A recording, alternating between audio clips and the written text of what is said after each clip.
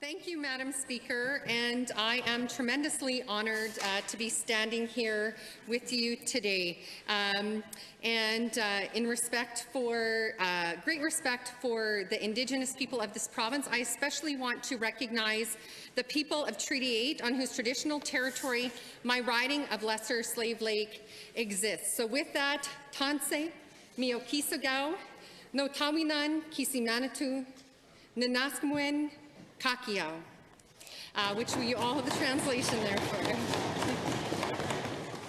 To the people of Lesser Slave Lake, I give my deepest, most heartfelt thanks for choosing me to represent them in this honourable assembly. It is my greatest honour to work hard for them every day to ensure that their best interests and the best interests of all Albertans are reflected in the decisions this government makes. I would like to take a moment to share with you a little bit about where I come from and how I came to be brought here in this great place. From the time I was a young child growing up in Slave Lake, my parents, who are here in the gallery, made it very clear to me that not everyone was as blessed as we were. I had loving parents who made sure I had food to eat. I had a safe home to sleep in. I had clean and, quite frankly, nice clothes in which to wear. They had faith in me, they supported me, they encouraged me to pursue my education and to become whatever I wanted to be. And let it be clear, I always knew that that was special and that not everybody had that, and that was an opportunity for which I could never take for granted. I was raised to know that not everyone was as lucky as we were, and that it was our obligation to take care of those in need. I was also taught that if you see something that needs doing, you just do it yourself, not expecting others to take care of it for you. I watched my parents live this and then followed suit myself as they quietly provided support to those in poverty, to the homeless in our community, to the elderly who lived in our community and in our neighbourhood as well. Not only did my family personally help those vulnerable people locally and beyond, but never did I fail to recognize the role our government had to take care of them as well. We understood it to be a shared responsibility. And Madam Speaker, in my home, paying taxes was a privilege and not a four-letter word. In my later years of high school and throughout my time in university, I had several other great influences as well. I participated in the Texas Youth Parliament, of which the member from Lloydminster, Vermilion, also did as well. I fell in love with the parliamentary process while there, and I reveled in the chance to discuss key social issues. And I have to say, I even had 1 year as Premier in which I got to sit in this great room as well.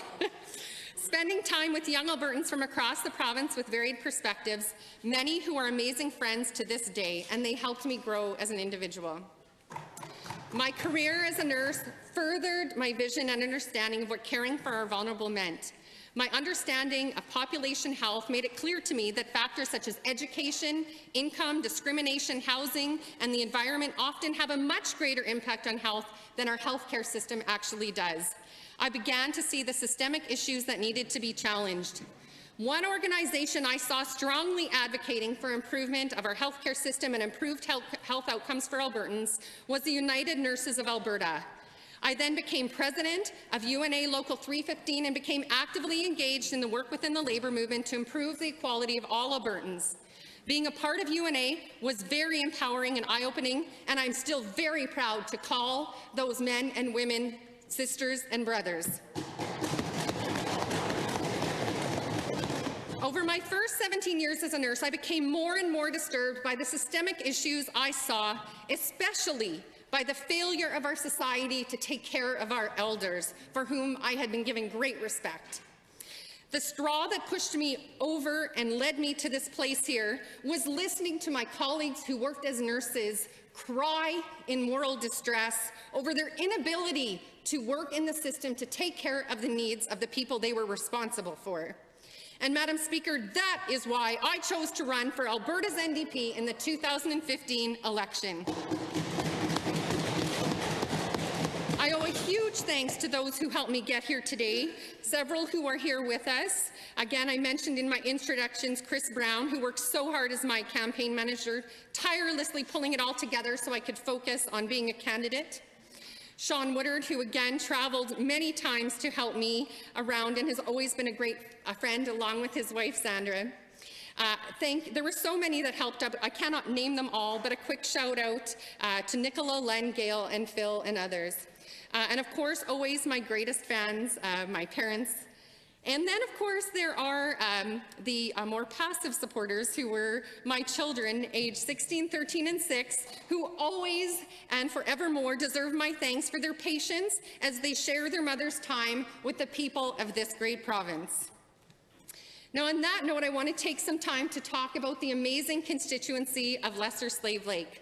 I have to say, Lesser Slave Lake was an amazing place to grow up, as I'm sure the Honourable Minister of Health can agree, and continues to be an amazing place to live, work, and raise my children.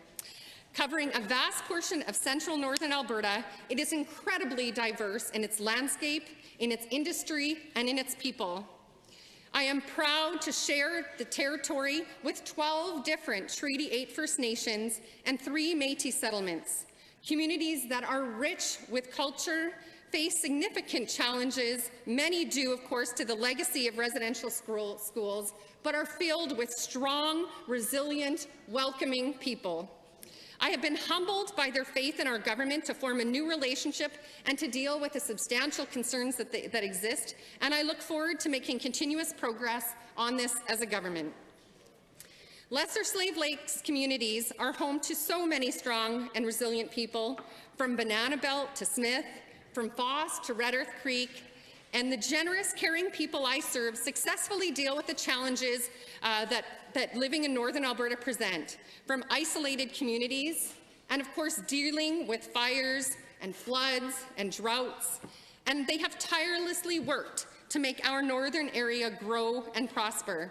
They took on the challenge to settle in the north and have developed thriving agriculture, forestry, and oil and gas industry. Never afraid to take on new challenges, the amazing people in my riding continue to innovate and develop new and better ways of doing things. For example, we are home to the Friends of Historical Northern Alberta Society, the innovative not-for-profit group that is creating the online self-guided tour of Northern Alberta to preserve history and promote tourism. And the forestry industry that has such a strong presence in my riding that is focused on always doing things in new and better ways. For example, Slave Lake Pulp is in the final stages of their biomethanation project, a unique project in the world which converts pulp mill effluent into electrical power through anaerobic digestion.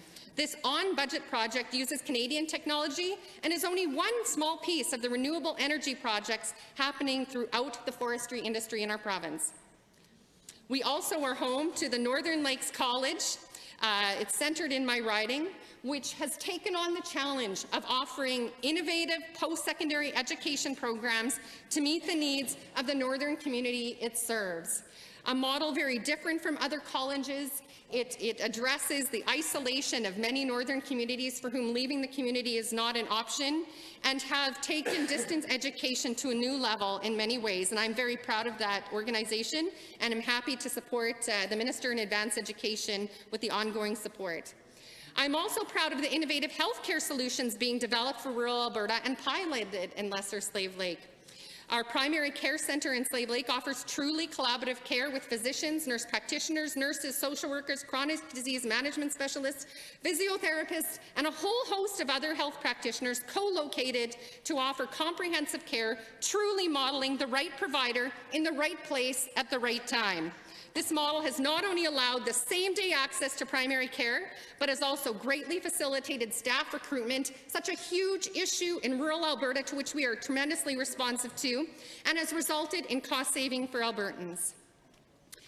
And then oil and gas, I cannot, absolutely is such a core part of our riding, and obviously we've been impacted by that. But they are ready to take on the challenges. For example, CNRL's Pelican Lake Field hosts a leading-edge polymer flood, one of the largest in the world. This advanced, enhanced oil recovery technique has garnered them international attention as it dramatically increased the life of the field, so it will continue to generate both jobs and revenue for Albertans for the long term. I'm so proud of the Albertans that live in my riding for bringing this amazing project forward. Lesser Slave Lake obviously is threaded through with many beautiful lakes and rivers, fishing, camping, and glorious beaches close to home. While residents and guests can take advantage of the modern conveniences of our communities, they are always only about 5 minutes away from the rivers and trails that are amazing. Rich in culture, we have live music, powwows, rodeos, theatre productions, round dances, and a rich history we share in our museums. Madam Speaker, there is so much to offer in Lesser Slave Lake. It is my greatest wish that all of you come to discover at some point this unexplored diamond in northern Alberta, and I look forward to hosting all of you there at some point. And thanks again for allowing me this opportunity to share about the amazing riches that Lesser Slave Lake has to offer, and hi.